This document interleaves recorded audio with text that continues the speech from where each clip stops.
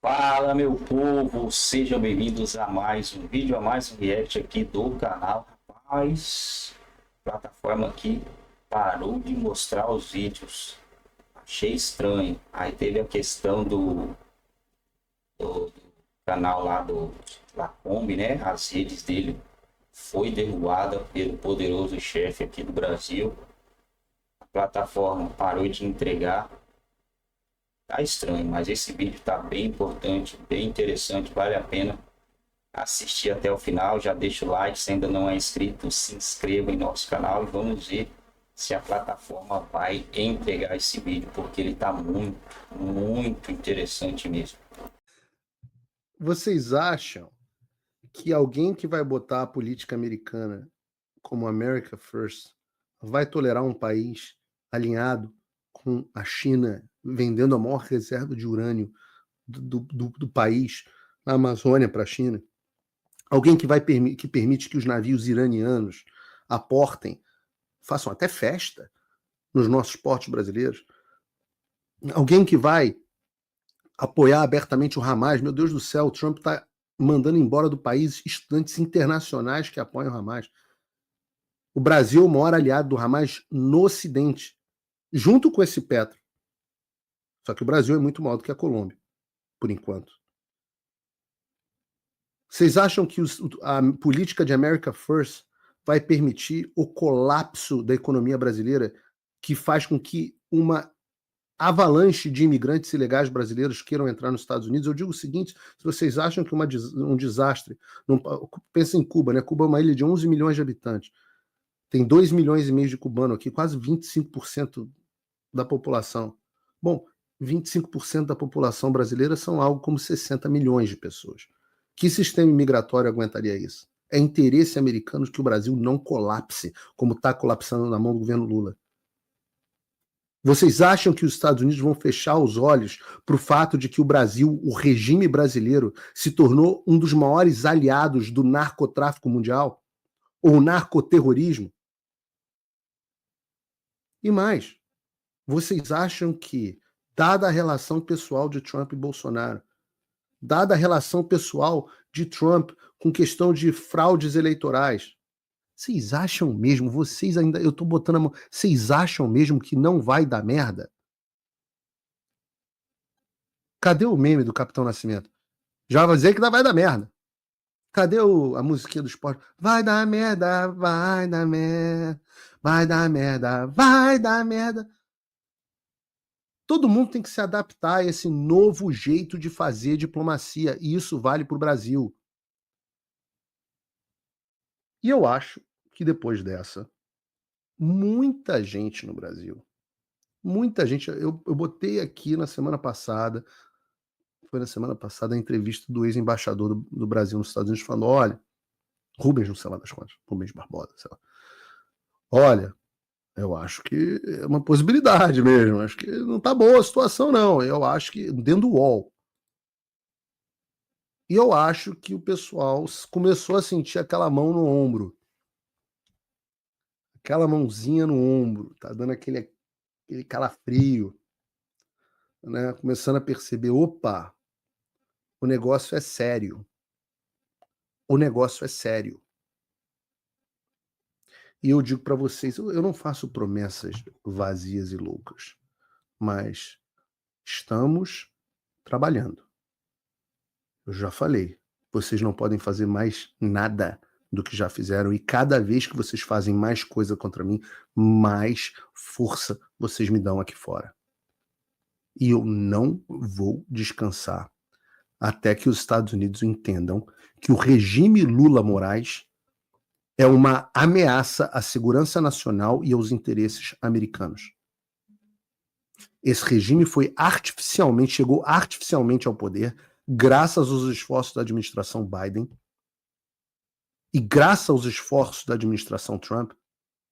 Eu tenho bastante confiança de que as condições para o funcionamento pleno da democracia brasileira serão restabelecidos. E quando isso acontecer, e a gente vai falar sobre isso aqui hoje,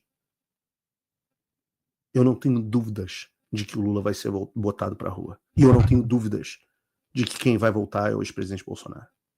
E não o ex-presidente Bolsonaro de 2019, mas o ex-presidente Bolsonaro Godzilla.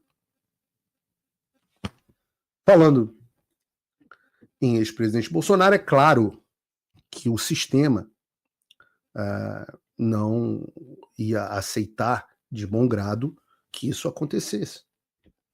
O sistema brasileiro tem duas alternativas.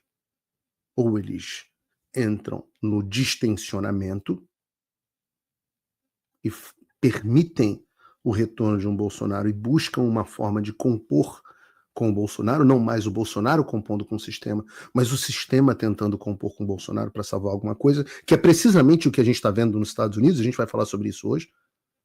Ou vocês acham que o Google, o Mark Zuckerberg, o Bill Gates tiveram uma mudança profunda no coração deles? Ou o sistema faz isso, ou eles consolidam o poder.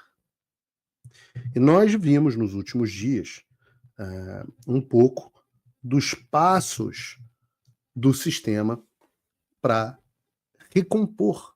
A gente viu um pouco dos bastidores, das entranhas de como o sistema está tentando consolidar o seu poder e se livrar de Bolsonaro. Talvez eles pensem, olha, não deu certo com o Trump, mas quem sabe? Não deu. Tem muita gente que defende essa tese. Olha, não deu certo com o Trump porque nós não fomos virulentos e fortes e rápidos o suficiente para neutralizar.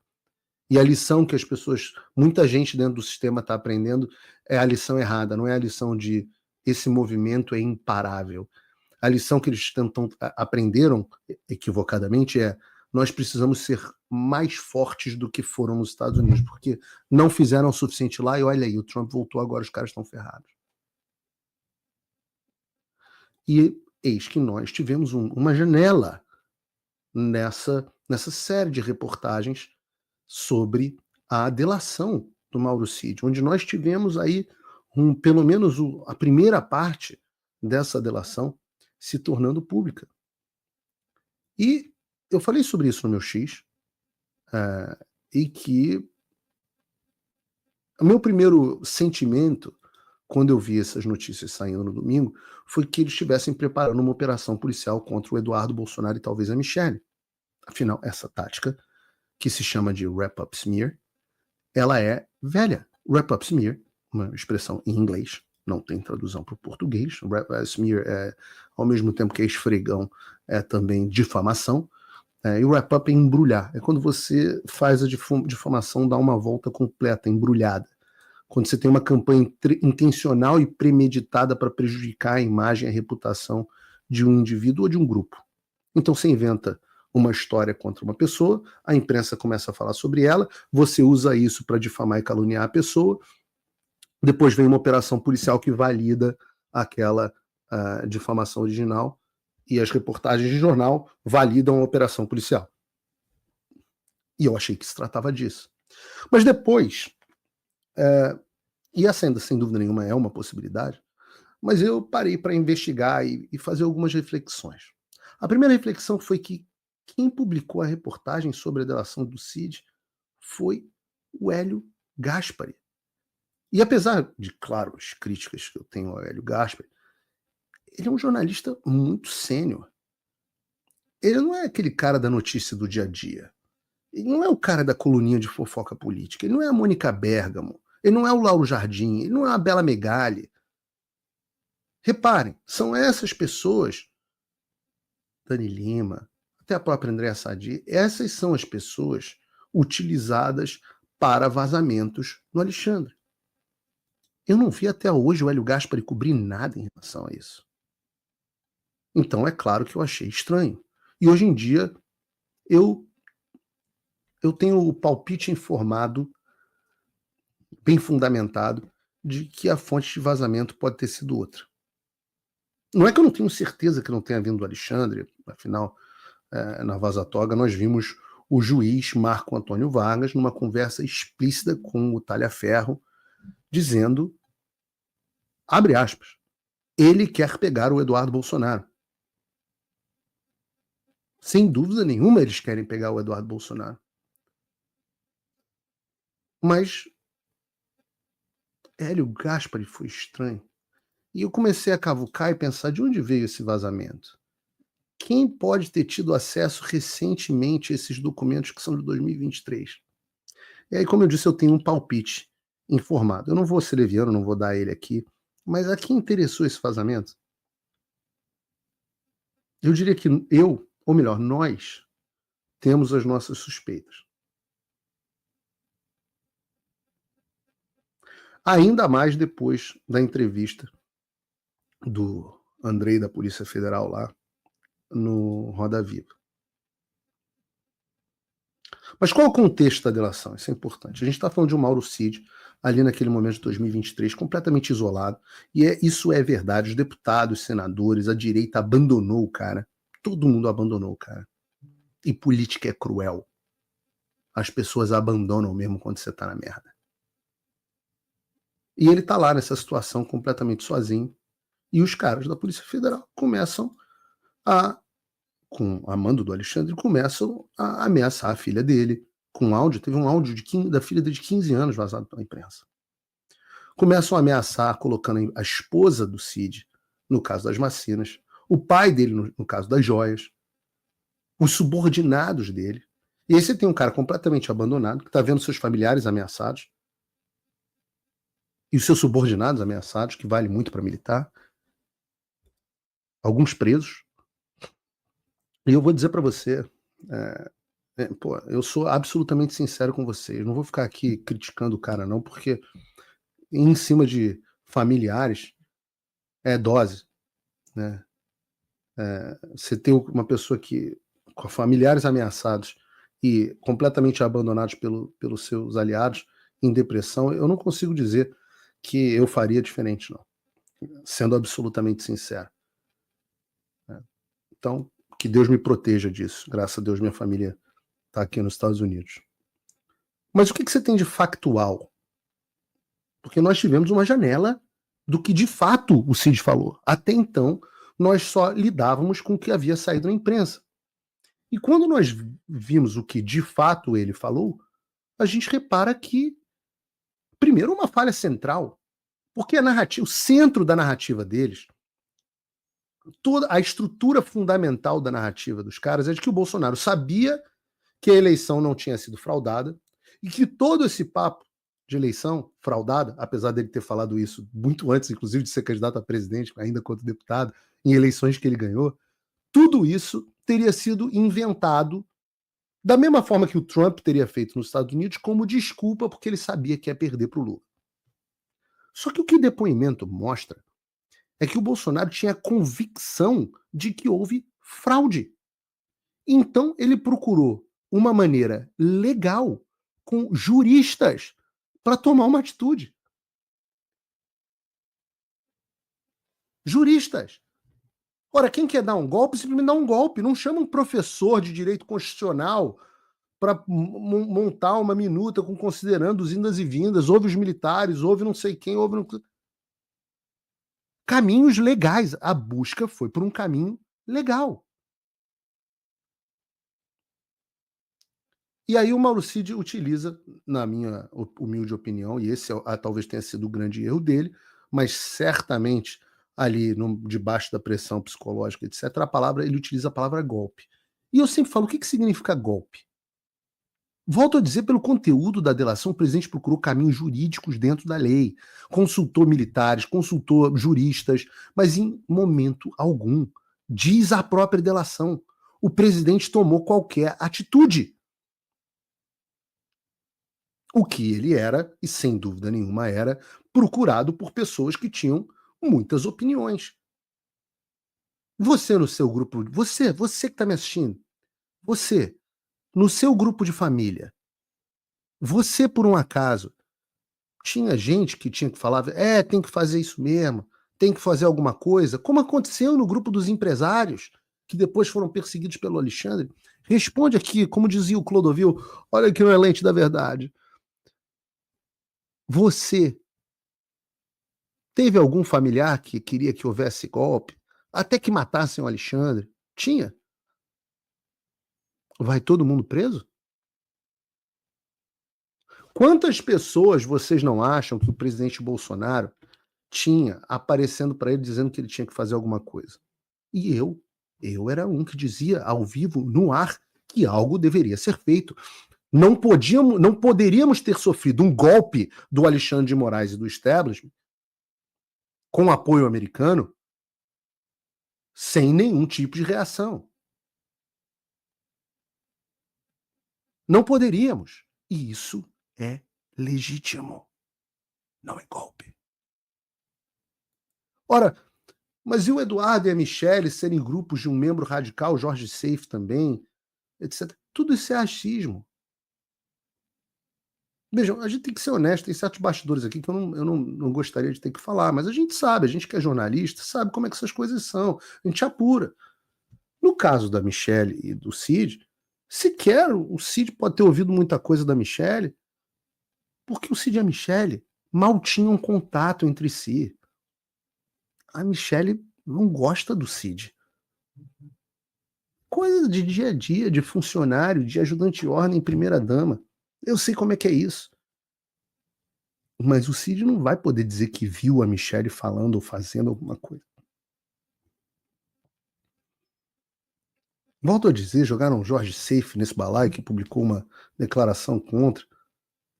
Agora, o Cid ouviu dizer, mas o Eduardo nega, o Seif nega, todo mundo nega.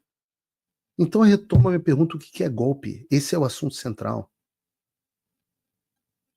E mais, a mãe de todas as narrativas, que é que o Bolsonaro perderia as eleições e inventou uma história de fraude nas urnas como justificativa para depois das eleições dar um golpe, ela é completamente desmontada pelo relato do Cid. Não só pelas ações do Bolsonaro, claramente, mas pelo relato do Cid.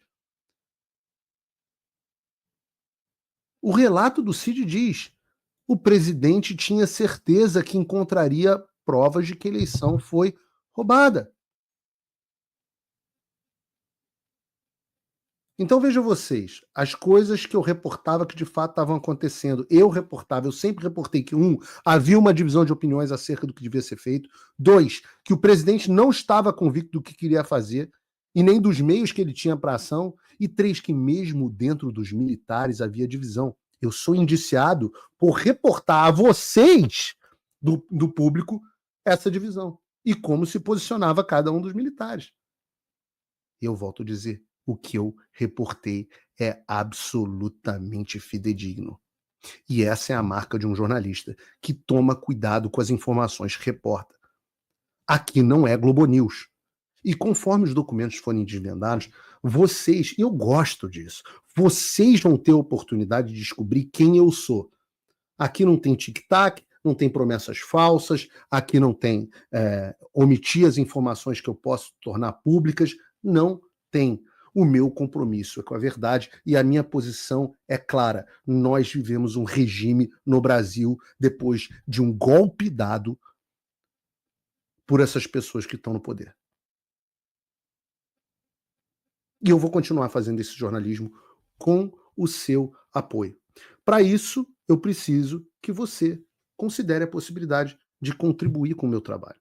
Você pode fazer isso entrando em www.paulofigueiredoshow.com/apoie. E lá você tem algumas humildes opções. Você pode se tornar meu apoiador se você usar o cupom de desconto aqui, PF Show, ou P Figueiredo Show, uma coisa assim. O cupom está aqui na descrição, já não me lembro mais. Mas você vai ter um desconto, vai pagar nos 3 primeiros meses pouco mais de $5 por mês. É uma quantia muito baixa, é uma promoção do McDonald's para você ter acesso ao... Ô meu povo, é isso aí, rapaz. Será que vamos ter mudança boa, pro lado bom, no Senado, na Câmara dos Deputados, para que contribua com tudo que está por vir? Porque, gente, eu acredito que a gente chegou no limite da canhotada, né? Chegamos no limite dessa turma de esquerda aí. Não tá dando mais para eles. Acho eu que realmente eles acabaram, não rápido, né? É que é cíclico esse negócio, né? Tendências cíclicas, ciclos. Tá, o mundo estava numa agenda, um ciclo de esquerda, e agora o mundo está entrando num ciclo de direita novamente. Aí já as pessoas esquecem tudo isso, porque vamos supor que dure 8 anos a direita. Em 8 anos, a gente tem muito jovem aí entrando, né, no mundo político. Muito jovem. Esse jovem que eram adolescentes não vão ter o entendimento de tudo que aconteceu à esquerda e vão buzinar na mente dessas pessoas, e elas novamente entrarão num ciclo vicioso que é se render à esquerda. Não, que tá certo, que a esquerda é isso, e a direita é xista, bolsonarista, chiquista, aquele monte de ista que eles inventam. E, infelizmente, vamos entrar de novo nesse ciclo. Quem já tem mais de 30 e poucos anos aí, vai entender o que eu estou falando, que é um sistema de ciclo, né? Assim, de agora, né? Não, é um sistema de ciclo. Mas parece que dessa vez o ciclo da esquerda é que não teve também o ciclo da direita, né? A gente teve um lampejo. O ciclo dos caras dura muito tempo, hein? Nos States, Obama, Biden, quem que era o anterior ao Trump? Era o Obama, né? Cara, não me lembro. A gente não ligava com isso, né? O pessoal da direita não ligava com isso. Mas eu nem me lembro quem que era. Mas o ciclo deles não foi tão curto, não. O Dinho tá aí há mais de 20 e poucos anos, né? Alguém falar que o Bolsonaro governou, o cara mentindo, né? Porque ele não conseguiu governar. Olha, tomara que a gente esteja entrando mesmo num ciclo de direita, viu? Porque o negócio tá feio. A situação do povo no mundo está caótica, cara. As pessoas estão com ideias de Enzo demais. Estava conversando ali com minha irmã e das ideias dela de Enzo, de feminista. É loucura. Ela se declara como direita, mas tem atitudes e ações de empoderamento feminino. Eu falei, ué, então você não é. Então você é uma feminista, né? Você não é de direita. Não, as mulheres hoje são empoderadas, não sei o quê. Gente do céu. Desnecessário esse empoderamento, né, que ela fala. Só que é um empoderamento diferente. É um empoderamento sobre, que ela fala que é sobre os homens. Não é bem um empoderamento, né?